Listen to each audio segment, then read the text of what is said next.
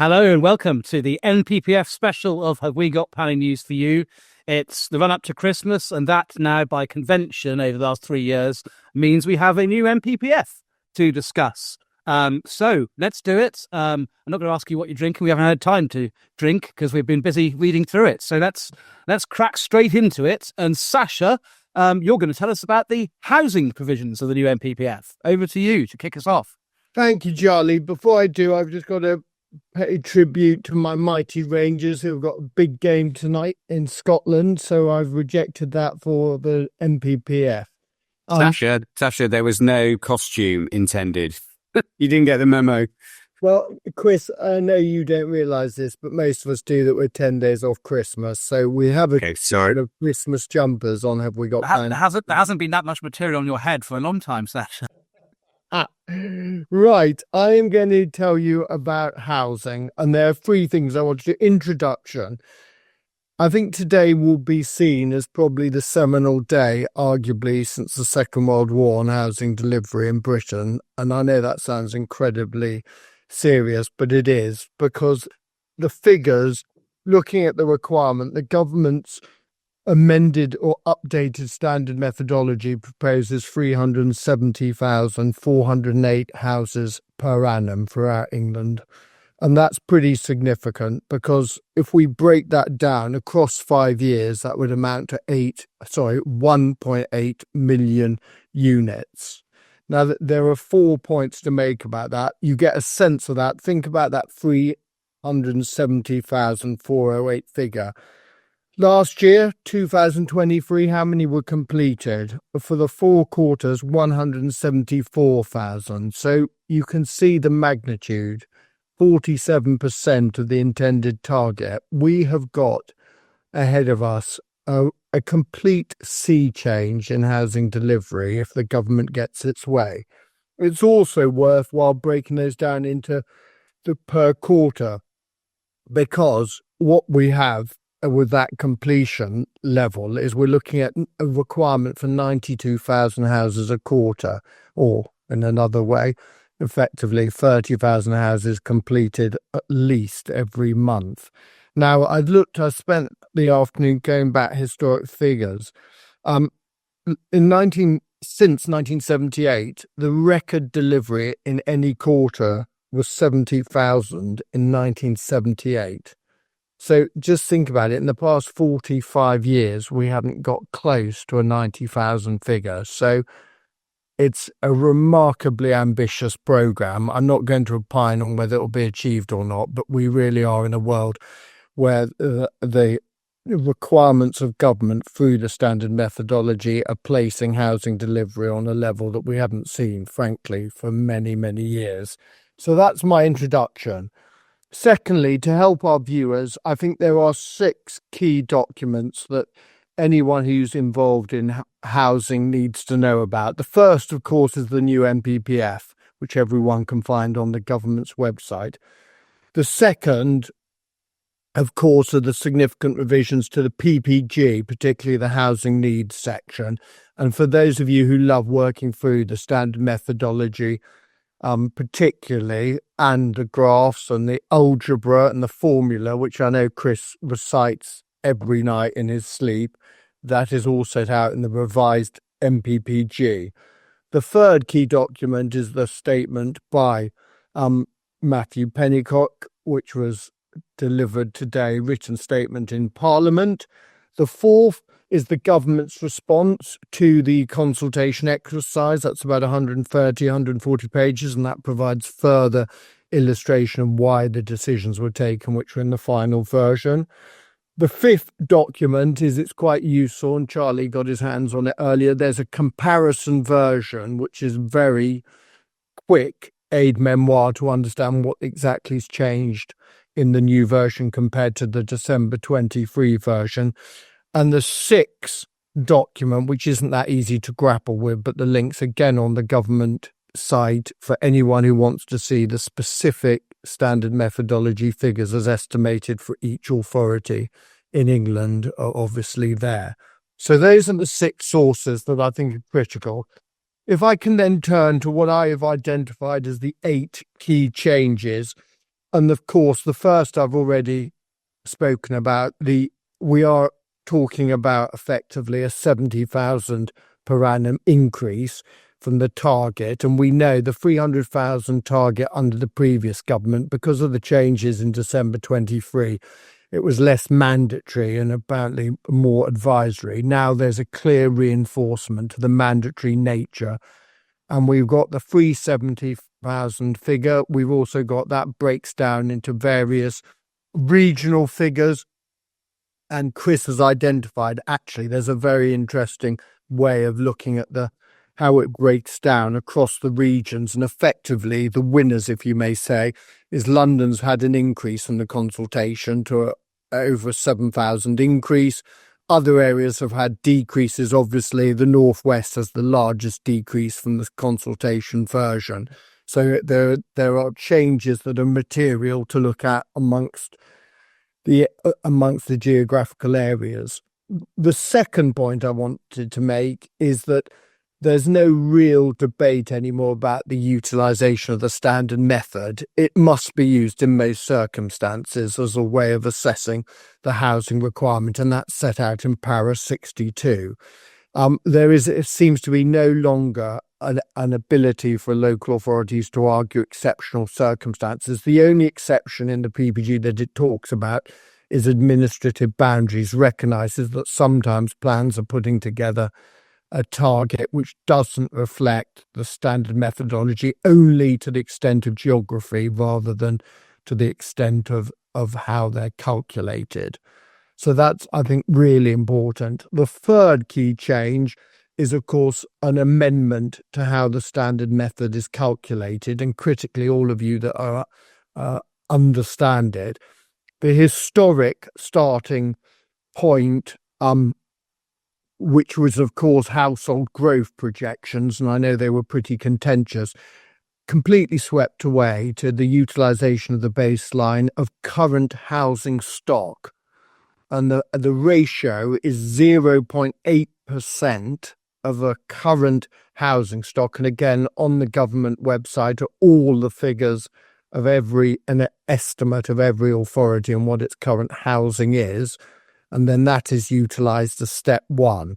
And what the attempt is, of course, to use that mathematical proportion is effectively to ensure the share of the national total is proportionate to the size of the current housing market within that administrative area.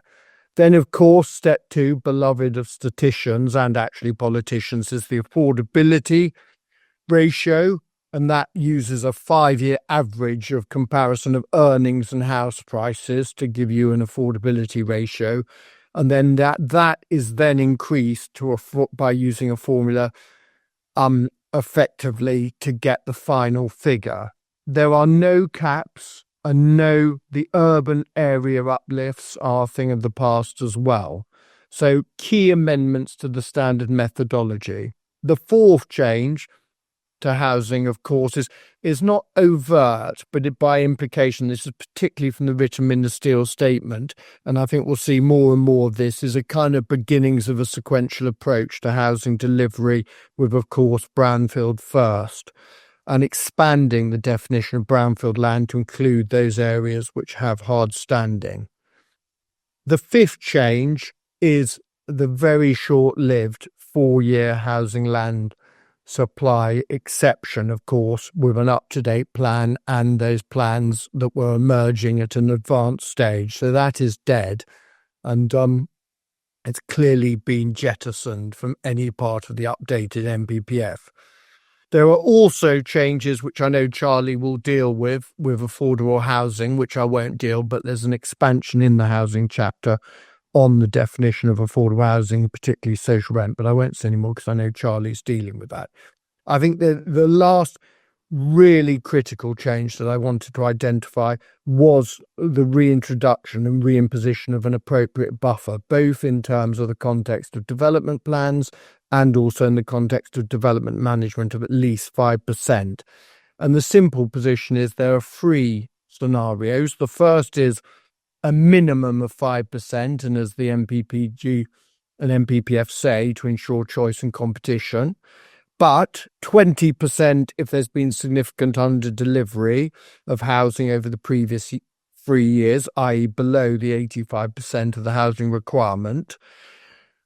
And there's a third scenario which will not be relevant, but it will very much be relevant on the 1st of July 2026. And I think this is a clear incentive to councils to get your skates on with updated development plans, which is effectively the imposition of a 20% where you're in a scenario where an LPA has a housing requirement adopted in the past 5 years, examined against a previous version of the framework, and where the annual average housing requirement is now 80% or less of the most up-to-date local housing need figure calculated using the standard methodology. So I think those are the key changes, and the overall message is that, frankly, the new NPPF is taking the delivery of housing incredibly seriously, and it has utterly strengthened the delivery mechanisms and the policy that will be applied both at the development plan stage and at the development management stage. Charlie. Thanks very much, Sasha. Now, obviously, the thing that's been capturing the headlines nationally has been the changes to the green belt, and particularly the adoption of the new category of grey belt, which has had some further elaboration in terms of its definition in the new glossary. And Paul, you're going to tell us all about that. So over to you. So, Greenbelt policy was first rolled out to the whole of England and Wales in 1955 by Circular 42 of 55, which is a one-page circular with 8 paragraphs. Now, Greenbelt policy is contained in 6 pages of NPPF, part of which has obviously been written by committee. So, firstly, no changes. There's a very special circumstances test. If you want to review Greenbelt in a local plan, the test is still exceptional circumstances. But lots have changed. And I've got, 5 points I want to make in relation to it.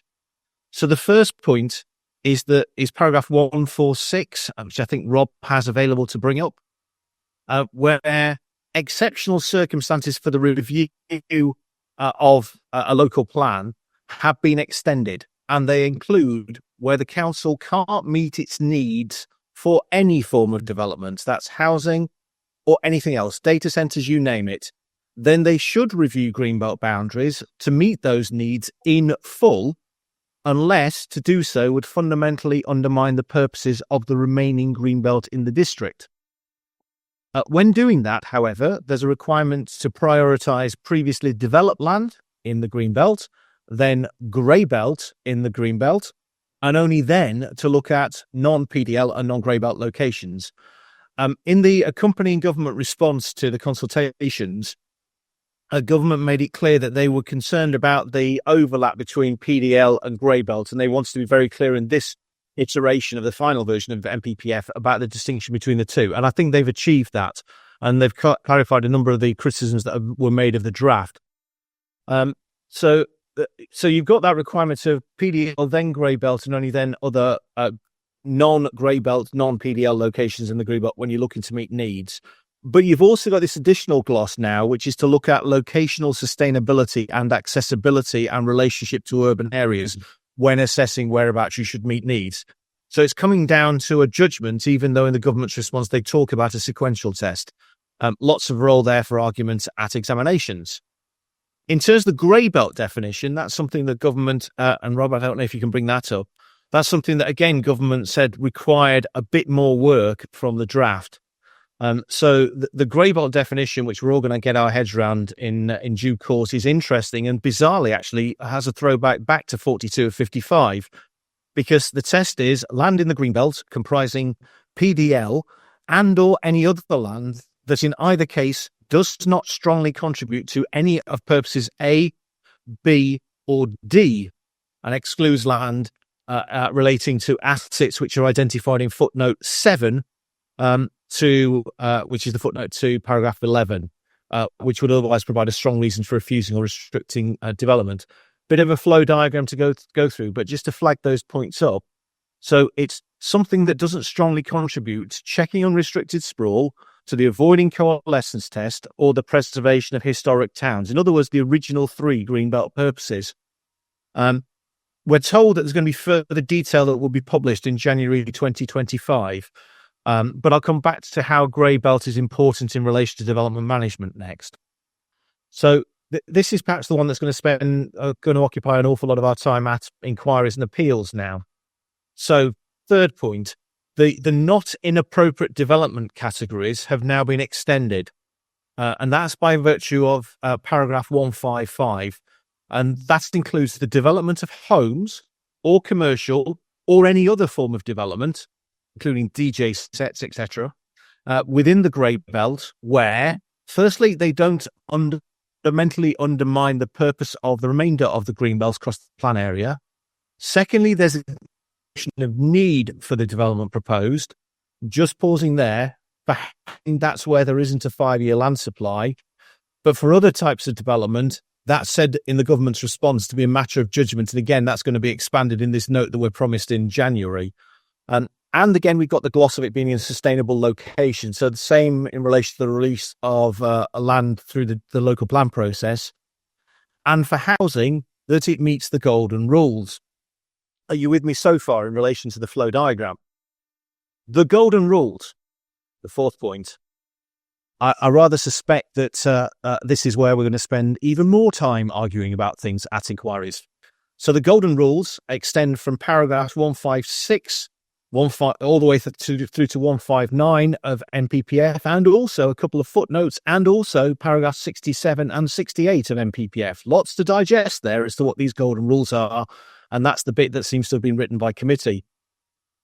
So, if you've got a housing scheme and you want to demonstrate that it comes forward on grey belt and it's in a sustainable location, how do you demonstrate that you meet the golden rules? Well, the first thing is you've got to improve or create green spaces and address infrastructure. That's the easy bit. The next bit is the affordable housing bit. You've got to meet a requirement for affordable housing, which is in the future going to be set in a DPD for a percentage of affordable housing for golden rules housing. But bizarrely, from paragraph 67, this is only going to be set for major development. Strangely, there's no setting of a percentage for less than major development, which I don't quite understand. But the percentage for the golden rule affordable housing has got to be above the standard affordable housing within the adopted DPD. But it's got to be at least 50% unless it's not viable. However, before that percentage is identified in the DPD, paragraph 157 tells us that the golden rules affordable housing percentage has got to be 15% above the standard affordable housing percentage in the development plan, subject to a 50% cap, unless you can demonstrate that it's not viable. I think it takes 2 or 3 reads through, and it's certainly going to require a bit of a flow diagram to understand all that. But it's essentially saying provide additional affordable housing to meet the golden rules, and your benchmark is either your adopted figure or the new figure in a new DPD, which addresses this. But if you meet the golden rules, then significant weight should be attached to your form of development. One question which was left hanging by the consultation was what happens to land which has already been released from the green belt. Well, footnote 58 tells us that the golden rule doesn't apply to the development of land which is already, or development on land which has already been released in already adopted DPDs that have been adopted before today. Which is a bit tough luck, Mary, for yours and my schemes in York, which have now spent the last, how many decades is it since they were first promoted? So schemes which are in the almost adopted local plans, it would seem, are caught by the golden rule and may have to argue about viability when it comes to any applications. And then the fifth, which is a bit of a disappointment, is to see that renewables, when assessing how they're being treated in terms of appropriate or inappropriate development, we're told enigmatically that elements of renewables will comprise inappropriate development, but the very special circumstances can include the environmental benefits which arise from renewable energy. So no opportunity for arguing there. Thanks very much, Charlie. Thanks, Paul. DJ in the house. Now, over to what a scary image that is. Mary, over to you. And you can tell us about the development plans building on from. Yeah, local plans is my topic. And I'm going to start with paragraphs 24, 27 and 28, which are really pretty similar to the draft that we discussed when it came out in the summer. So we are definitely now in a world where effective strategic planning across boundaries is here to stay. The duty to cooperate is retained. And I particularly want to draw attention to 27B, because that tells us that plans should ensure that unmet development needs from neighbouring areas are to be provided in accordance with paragraph 11B, as established through statements of common ground. So we're very much back to where we were, as it were. The second thing I want to say is that if you come forward first as an authority in an area, and you're promoting your local plan first amongst a group of authorities where you're anticipating someone won't be able to meet all their unmet needs, then the rhetoric has changed in that it's saying that decision making for authorities promoting plans and inspectors examining plans, should be on the back of information that is available at that time, rather than waiting for a full set of evidence from other authorities. Remember the days when meeting other people's needs was delayed until the unmet needs were sort of precisely identified in subsequent local plans. I fancy they're looking for a more pragmatic solution now. Paragraph 34 is as it was in the draft. Review should be completed 5 years from the date of adoption. Paragraph 67, which Sasha has already mentioned, which I think is really important because it is making the point that when you are releasing land from the Greenbelt, and of course you can only do that through the plan-led system, councils must set affordable housing requirements higher than elsewhere, and require at least 50% Greenbelt. So those Greenbelt sites need to have, on the face of it, if they are coming out of the local plan for housing development, they need to have a requirement for affordable housing which is higher than elsewhere in those districts, subject to the usual viability testing. And you'll remember that really rather curious Annex 4 in the draft. That's gone, thank goodness. So no doubt there will be some viability arguments in the context of plan making. Paragraph 78, sorry, it was Sasha who mentioned 78 and it was Paul who mentioned 67, isn't it? Sorry. Housing land supply. I think that paragraph 78C is really important. There are sticks and carrots, aren't there, in policies? And this is the stick to make sure councils do not dawdle and do not delay in plan making. Because if you find yourself from the 1st of July 2026 in a world where your local plan has a requirement adopted in the last 5 years and your housing land supply is 80% or less, then we are in a 6-year housing land supply world. And make no mistake, Messrs. Banner, Young, Tucker and Ms. Osmond-Smith will be at your throats at Section 78 appeals, trying to invoke the presumption in favour of sustainable development. So be warned. Don't let them do that. Next on my list is the very important transitional provisions, good old Annex 1. And I mean, the headline point is that for the purpose of preparing local plans, the policies in this version of the NPPF apply from the 12th of March next year. So there is a 3-month period between now and when these policies apply for plan making, as opposed to, remember, the 1 month that was postulated in the draft. So that's one big change from the draft. Second big change from the draft is this.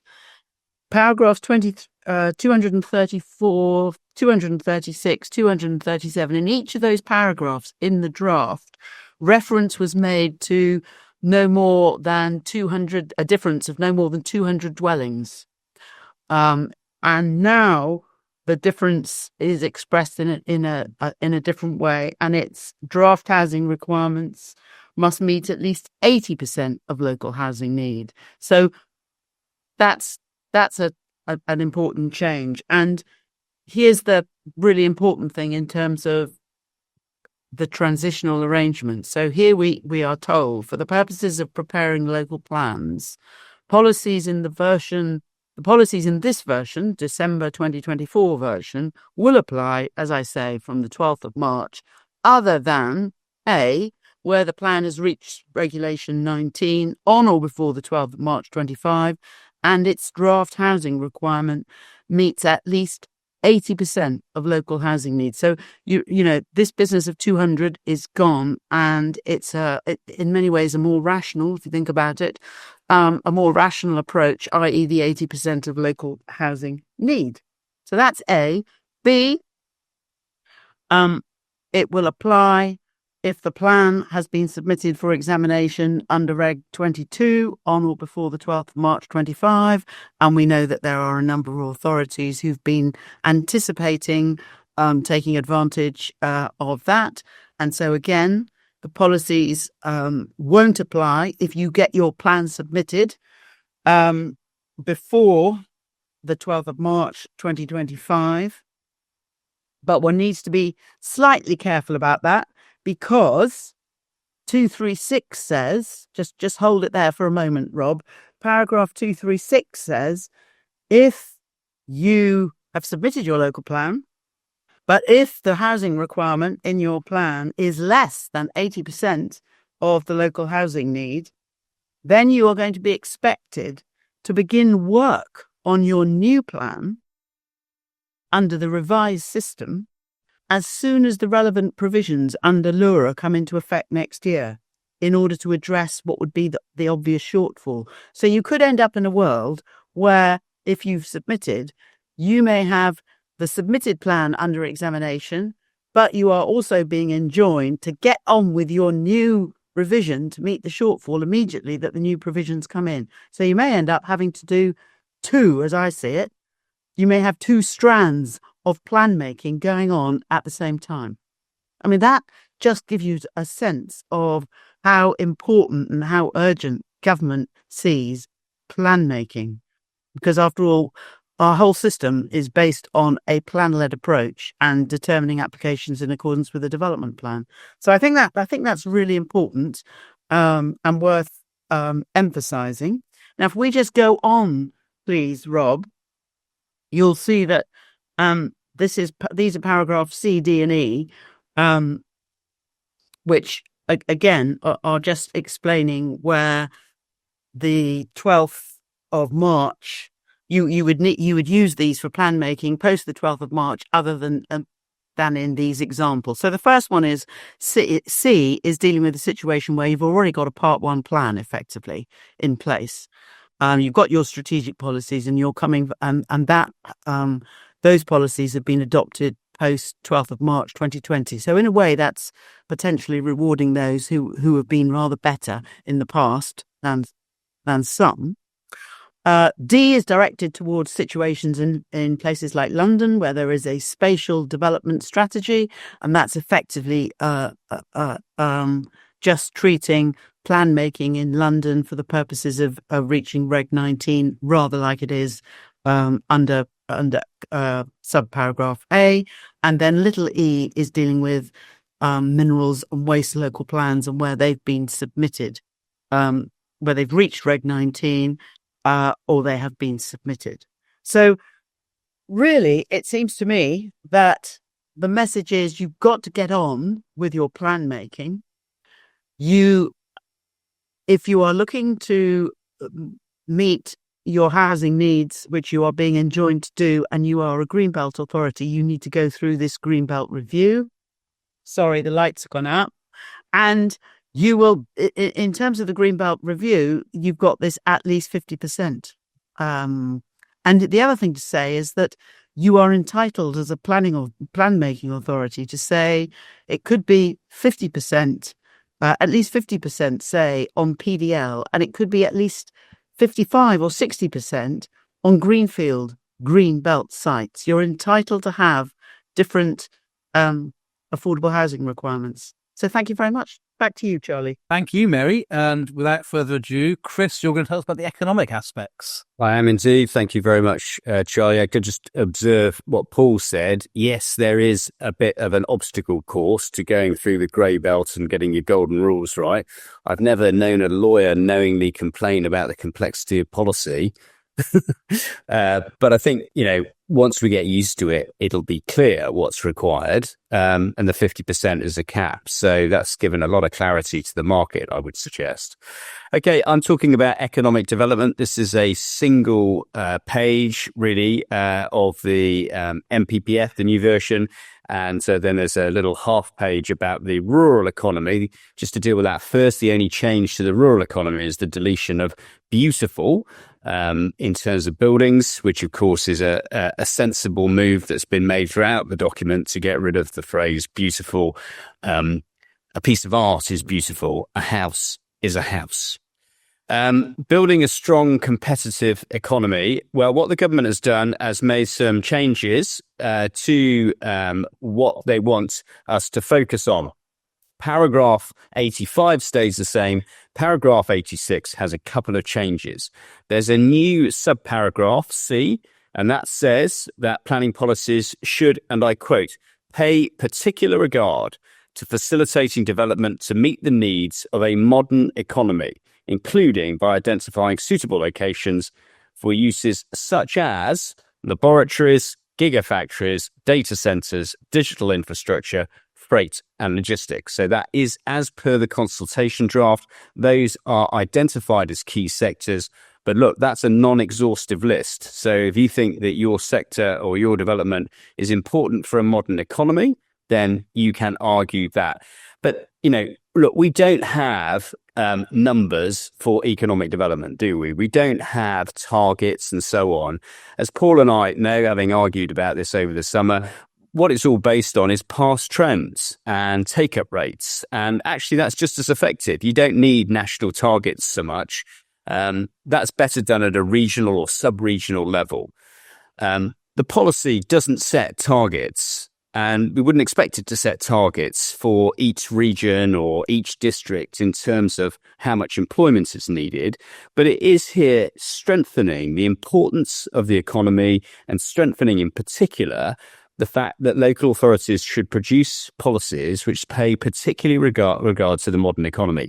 And so if you are promoting a gigafactory or a data center, and we've seen a recent scheme allowed in the Greenbelt, which gives a clear indication of what ministers want to see, then the fact is that you would be paying particular attention to the particular regard in paragraph 86C. The rest of 86 stays the same. 87 is a setting out in much clearer terms from the existing NPPF what the government wants. Planning policies and decisions should recognise and address the specific locational requirements of different sectors, including clusters and networks of knowledge and data-driven creative and high-technology industries, expanding and upgrading facilities and infrastructure that is needed to support the growth of these industries, including, guess what? Data centers and grid connections. So I think I'd get into the data center business if it was me. Secondly, storage and distribution operations at a variety of scales and in suitably accessible locations that allow for the efficient and reliable handling of goods, especially where this is needed to support the supply chain, transport innovation, and decarbonisation. So thinking about that, again, something Paul and I know about, the freight and logistics that would support, say, the car industry, like the huge distribution centre that's been built in Leicestershire for Jaguar Land Rover, supporting their sector. And then finally, the expansion and modernisation of other industries of local, regional, national importance to support economic growth and resilience. Well, that's pretty much everything, isn't it? If you're a local firm, a regional firm or a national firm, that will help with economic growth and resilience. So no headline figures, no formulas or anything like that, just very, very solid support for economic development. And the truth is, we're going to see that reflected in decisions more than policy. It will be the decisions that are handed out by the Secretary of State, like the ones we've seen for the data centre, which will give a clear indication of how much importance ministers wish to place in respect of the economic sector. There's also reference, I should say, in 86A to the National Industrial Strategy, and that is obviously a document everybody will need to consider when putting forward their proposals for economic development. That is support for economic development, which also features as something to which Grey Belt will be relevant. Thank you, Charlie. Thanks, Chris. I'm up next. I'm going to talk about a smorgasbord of different things, starting with flooding and flood risk. Now, the provisions of the sequential test for the flood risk and exception test, which have been blocking quite a lot of development recently, they haven't changed with one exception. Save that, paragraph 175 in relation to sequential test. Now, as a proviso, so we see the standard words of sequential test should be used in areas known to be at risk now in the future from any form of flooding. Of course, that includes surface water as well as tidal and fluvial. And then we see this, except in situations where a site-specific FRA demonstrates that no built development within the site boundary, including access to escape routes, land raising, or other potentially vulnerable elements, will be located on an area that would be at risk of flooding. Now, there's two schools of thought on this paragraph, I understand so far. Some think that this means that you can effectively escape the sequential test if mitigation measures mean that the area in question, even if it might be within a area of high flood risk, mitigation measures mean it would be safe. I don't think that's what it says, because whether the development was safe for its lifetime is the second limb of the exception test under paragraph 178. So I'm afraid my view is that it's more modest than that. And what it's really saying is that if you're within flood risk zones 2 or 3 or a high area of surface water, if the bits of the site that are at risk are the landscaping, for example, rather than the access roads and development, you don't need to worry. If it's vulnerable areas, you do. That aside, there unfortunately hasn't been any change to the provisions around what the sequential test involves, in particular the issue of what are reasonably available sites, which in relation to which the PPG was changed to the detriment of developers a couple of years ago, and is now the subject of litigation in the Mead case. And also the PPG was changed to make it clear that surface water was also subject to sequential testing, despite the Court of Appeal saying in the substation action case that on the NPPF alone didn't make that mandatory. However, it's not all bad news in that respect, because the consultation response, the government's consultation response to the consultation, says in the answers to the consultation comments to question 80 of the consultation, it says this: after considering the comments received in relation to reasonably available sites, we will shortly be updating planning practice guidance to clarify the definition of reasonably available sites that should be considered as part of the sequential test. So it seems there is new or revised PPG on the horizon. Elsewhere, the consultation response talks about January for the Greenbelt PPG, and we understand that viability PPG will come later. So there may well be hopefully an unbuckling of regulation in relation to flood risk sequential testing sometime in the new year. That may be influenced by the Mead case, which was heard by the Court of Appeal last week, which concerns the status and effect of the PPG, and in particular, can the PPG provide exhaustive definitions to define terms in the framework definitively and exhaustively, which aren't defined in the framework itself. And that may have some bearing upon whether the government is able to clarify the definition of reasonably available, as it says it will do. So we will all look forward to that judgment. And surface water sequential testing is still there for now. So watch this space.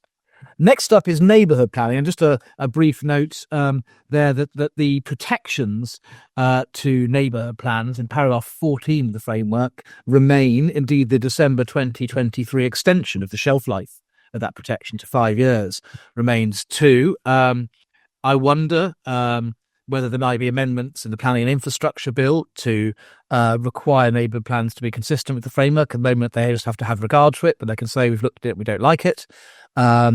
to my mind, that would be sensible to require consistency with the framework. Otherwise, there's a potential loophole there that could be exploited for certainly well-resourced local communities to get around some of the changes in the framework. Affordable housing. There is, predictably enough, given the complexion of the government and its policies, a greater emphasis on social rented housing. That's now been added to the list of categories of need in paragraph 63, specifically. And then the new paragraph 65 says this. It says, where major development involving the provision of housing is proposed, planners, policies and decisions should expect that the mix of affordable housing required meets identified local needs across social rent, other affordable housing for rent and affordable home ownership tenures. Commensurately, the requirement for 25% of affordable housing to be first homes has been ditched, though the concept of first homes and discounted market housing remains as a category of affordable housing. But it seems clear that the government's push is to ensure that developers don't do the just the most commercially attractive types of affordable housing to tick the box, but actually address the full range of identified needs in the area, particularly for social rent, which axiomatically deals with those in greatest need and in greatest vulnerability. The exemptions for build to rent, specialist older persons housing and customer self-build housings have been removed. And we've already heard from Paul about the golden rules that for plan making, affordable housing must be at least 50% in green belts, higher than that will otherwise be applicable for decision taking. Must be that plan figure, or in the absence of plan figure, at least 15% more. There's no affordable housing 5-year supply test yet. There are some who thought there should be. It would seem to me what I would say, watch this space in that regard. My understanding is that it's being looked at quite carefully, and that the next iteration later in the year or later next year may potentially be looking at qualitative targets for different kinds of housing categories. The presumption in favour. Rob, can you stick up, please, paragraph 11, everyone's favourite paragraph. That's what it now says. The consultation draft was a bit different. So 11D1 had changed the terminology to 11D, the draft, away from most important policies to determine an application to policies to supply of housing. It was they that had to be out of date as opposed to the most important policies. But the MIPs, the most important policies, have been resurrected in the final draft. Does it make a difference? To my mind, the only potential situation where that terminology may make a difference is where they're not out of date because of the deeming under footnote 8. They're not out of date by virtue of a lack of 5-year supply or by virtue of a failure of the HDT, but where the Wavendon basket, as it's known after the Wavendon case, is said to be out of date. The basket of most important policies is said to be out of date for non-5-year supply, non-housing delivery reasons. And that basket now remains the broader concept of most important policies determining application, usually broader at least, than the different basket of policies for the supply of housing. So there's clearly been a shift in what the focus is for debates about what the basket of policies that have to be out of date if the deeming provisions of paragraph 8 aren't engaged. So essentially it's the same as before and not a change. Same as the last framework, not the same as the consultation draft, that is. And then we also see in 11D1 the proviso to the tilted balance is now where the relevant policies in the framework provide a strong reason for refusing the development proposed. Previously, it was a clear reason. What's the difference between a clear reason and a strong reason? Answers on the back of a postcard. Somebody thought it was worth changing. Someone will be daft enough to litigate it, and the courts will say it doesn't make the blindest bit of difference. You heard it here first. And then 11D, I hope it's on me is daft enough. I've just done myself out of a gig, haven't I? Anyway, 11D2 now has some extra words at the end. So the permission, where the tilted balance is engaged, you grant permission unless any adverse impacts in doing so would significantly and demonstrably outweigh the benefits, assess the policies taken and the framework taken as a whole. All of that's familiar stuff. But now we have this text, which is also new since the consultation draft, that in doing that assessment against the policies and framework taken as a whole, you have to have particular regard to the key policies whatever they are. So directing development to sustainable location, making effective use of land, securing well-designed places, and providing affordable homes, individual and combination. So what that is it's a nudge as to when you're doing the tilted balance exercise, those are the things that are likely to carry the most weight. Those are the most important things. And that's obviously from a pro-development slant, generally speaking. So then transitional measures, Mary's touched upon. I just want to say one thing. I think I agree that the provision now that the buffer of 20% for 5-year supply testing from the 1st of July 2026, that gives a bit of teeth, the transitional measures that was lacking in the consultation draft. I still personally think that the kicking back of the effective date to the 12th of March rather than NPPF and 1 month, not what I would have done, put it that way, if I wanted to maximise the amount of homes built in this Parliament, because there are a number of local authorities, including some of those which have the biggest uplift, who have gone hell for leather to submit a plan or get to Regulation 19 stage, with particularly the ones who submitted a plan where you don't have to do 80%, you could do a lot less than the requirement figure. They've gone hell for leather to submit a plan. Will those plans, if they've been rushed, will they get through examination, bearing in mind the 6 months and you're out policy now or approach? Maybe not. But if those plans do get adopted with the suppressed housing figures, is that going to have an effect on overall ability to deliver the ambitions of this Parliament? Possibly. So it'll be very interesting to see how those plans fare at examination, because it may be that all the I's haven't been dotted and all the T's haven't been crossed in the rush to get them through. And it may be that to mix my metaphors, the wheels come off the wagon for some of those plans. So that's my smorgasbord. And now Thea, the Queen of Solar, is fittingly enough going to tell us about climate change and other material changes. So over to you, Thea. Thank you very much, Charlie. And just to say on paragraph 11, I would very much like to not have to be dealing with baskets of policies anymore. I think the consultation draft was much clearer, not just for housing either, but across all types of development. It was much clearer. But anyway, there we go. We'll see how we get along. Planning for climate change, now in paragraphs 162 to 169. And we've got a new insertion that wasn't foreshadowed in the consultation draft, and that's paragraph 163 on the screens, which is the need to mitigate and adapt to climate change should also be considered in preparing and assessing planning applications, taking into account the full range of potential climate change impacts. Now, those are details that would be included in an environmental statement for EIA development, but it's new for non-EIA development. And so we're going to have to start producing, I think, and assessing climate change statements that are going to have to accompany planning applications. So the scope's potentially very broad, taking into account, it says, the full range of potential climate change impacts.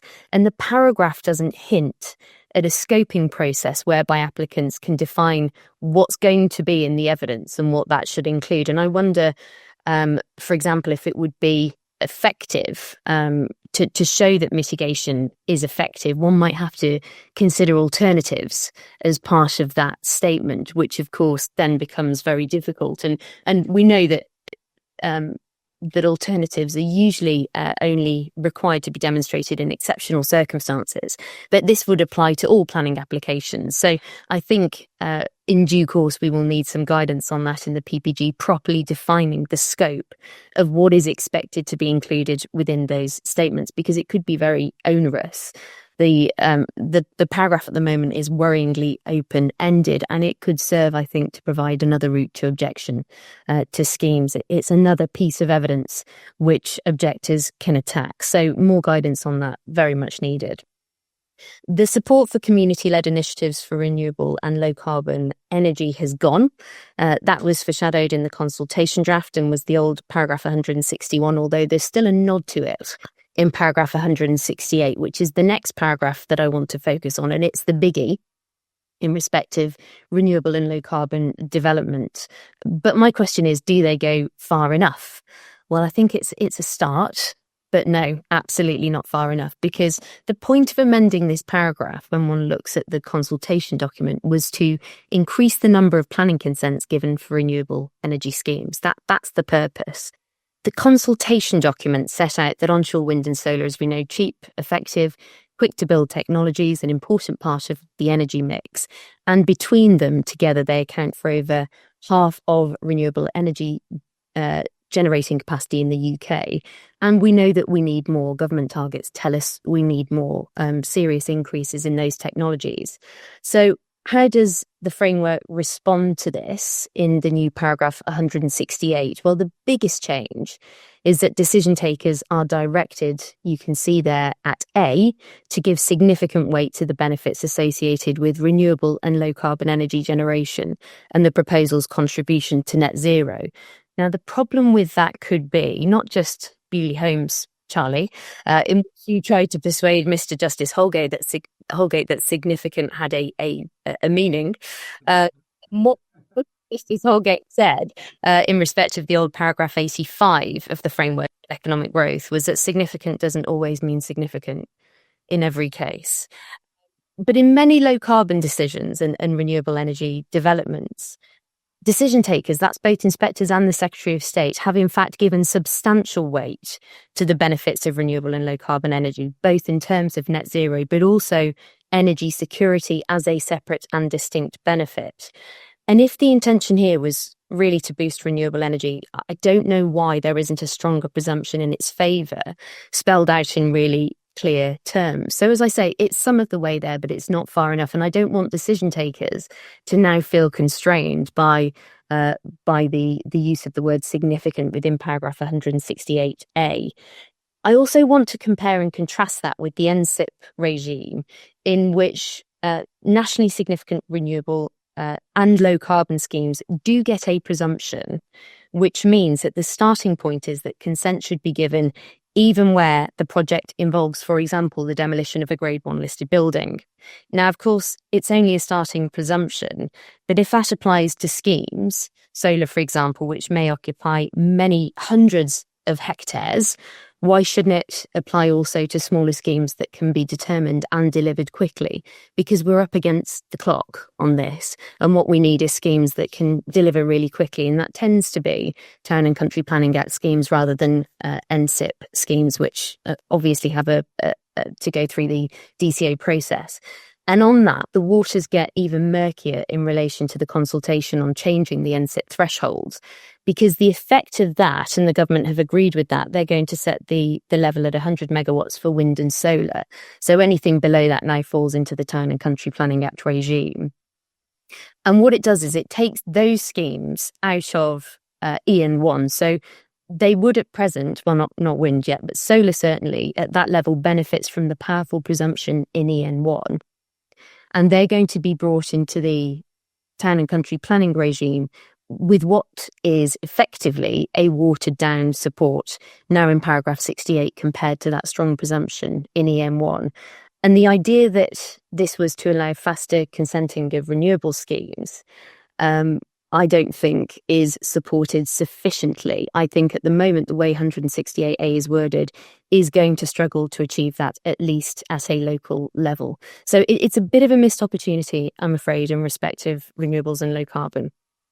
What has gone is the horribly vague test of the old paragraph 163B, which you may be aware of, that applications should be approved if its impacts are or can be made acceptable. And I'm not sure anyone really knew what that meant. Certainly, I welcome its deletion, because if impacts are or can be made acceptable, it seems self-evident that consent should follow for those sorts of schemes. So I'm not really sure what that paragraph was doing there. So good, it's gone. And that deletion may be taken as an indication that renewable and low carbon schemes will inevitably give rise to adverse impacts. And that doesn't mean don't consent them. But of course, the national policy statements already spell that out. So I'm not sure that it adds very much at all. And touching briefly on paragraph 160, now this isn't new, but again, from my perspective, and I hate to say this again, it's a missed opportunity. So that might be what we take away in terms of renewable and low carbon energy development. But at a time when the government appears to be relaxing greenbelt control, a clearer statement, I think, that if schemes need to be in the greenbelt because they're constrained by grid connection, it can be acceptable that those schemes come forward in those locations. Again, that would reflect the approach that decision takers are taking. It's increasingly common to see solar and battery schemes, particularly in the Greenbelt, and some very large ones indeed, on the basis that they need to utilise those grid connections. But we don't see a reflection of that in the changes that have been made. So that's my take on that part of the NPPF. Thanks, Charlie. Thanks, Thea. Now, Mary's going to make a public service announcement now. I am just wanting to say Simon Wilkins was very observant when he noticed that there were 6 of us at the outset of this show. Well done, Simon. You're a regular viewer, I know. But that is for this show only, because this is my last episode on Have We Got Planning News for You. I've always believed that you need to step down and let the younger generation have an opportunity. And I think we need some new voices. So I'm leading by example, as I've always tried to do. And I bid you all farewell. And I thank you very much for listening and putting up with me. And I want to thank, of course, my fellow panelists, because it's all been great fun. And when we think back to when we started in lockdown, it was a jolly miserable time. And this gave us great pleasure. It's given me enormous pleasure and fun to do it. So thank you for listening, and adios. And by the way, I'm not retiring. I'm just stepping down for a new voice, the lovely Thea. Well, I'm very pleased that our senior statesman Paul's going to respond to that, because I've got a big lump in my throat. So, Paul, over to you. Yes, you're absolutely right, Mary, and thank you, Charlie, for giving me the opportunity to respond to Mary. Mary, when we started, you agreed that you would be willing to do a video seminar with the rest of us back in March of 2020 to publicise how the planning world was going to cope with everyone being confined to barracks. You only ever agreed to come back for a second show, if you remember, and that's because Bridget Rosewell decided to come on the show and tell us that how the planning inspectorate should get their skates on to deliver housing. So you came onto that show, but I don't think any of us ever dared to ask you whether you were willing to come back for a third show or a fourth, and what are we now, season 15? It's extraordinary. So, Mary, you are, without wishing to embarrass you, you are undoubtedly one of the most eminent planning lawyers of your generation. You were joint head of chambers at Cornerstone Chambers. You then made the extraordinarily brave decision, innovative decision, to join Simon Ricketts et al. And found Town Legal, now one of the country's most prestigious solicitors firms. You're also part of the organising committee of the Joint Oxford Planning Conference. But I'm not bothered about that, because for the last 4 years, Mary, you have fulfilled a huge number of roles for us. At various times, your good sense, your kindness has been the brake to our idiocy, the conscience to our maladies. You've been our guide, our confidant, but mostly our friend. And whilst it may amaze our viewers on this show, there are one or two, how can I put it, large egos that sometimes burst their way forward. And we've needed your good sense. So thank you so much for nudging us gently and kindly. And that's been down to your guidance. Mary, you will be missed by those who watch and listen to the show. But speaking personally, I will be forever honoured to have heard you speak with such raw honesty about your early career at the Planning Bar in episode 12 of our first season with Charlotte Moffat, who was then joint chair of Women in Planning when she was our guest. You are a star in the firmament of our profession, and it's been a privilege to have shared a virtual platform with you for the last 4.5 years. And whilst it's a joy to welcome Thea as a permanent member of our team, it's with great sadness that we let you go. Thank you, Mary. It's been a blast. Thank you, Paul. Mary, you're an utter legend, a pioneer, true pioneer and inspiration to many. And you will always be a friend. We will miss you hugely. Someone said, what will Mary do with her spare time? I know the answer to that. Drink Tarquin's gin. We're gonna really miss you, Mary. We really are. And welcome, Thea. You're going to be brilliant. You already have been brilliant in this role, and we're really looking forward to you being half the team in the new year. Charlie, so many comments. I've never seen so many comments flash up. So many people. It began with Simon Wilkins saying no to your disappearance from the show. And then there's been about 30 or 40 other comments. Mary, people just love you. Amen. So without further ado, thank you again, Mary. And happy Christmas, happy Hanukkah to all of our viewers who celebrate either of those. This festive greetings if you don't. A wonderful new year. We'll be back. I think it's the 16th of January with Mayor Ben Houchen. Until then, take care. Cheers, Mayor. Merry Christmas. Not Tarquin's, but it's Tarquin's in spirit. God bless. Bye-bye.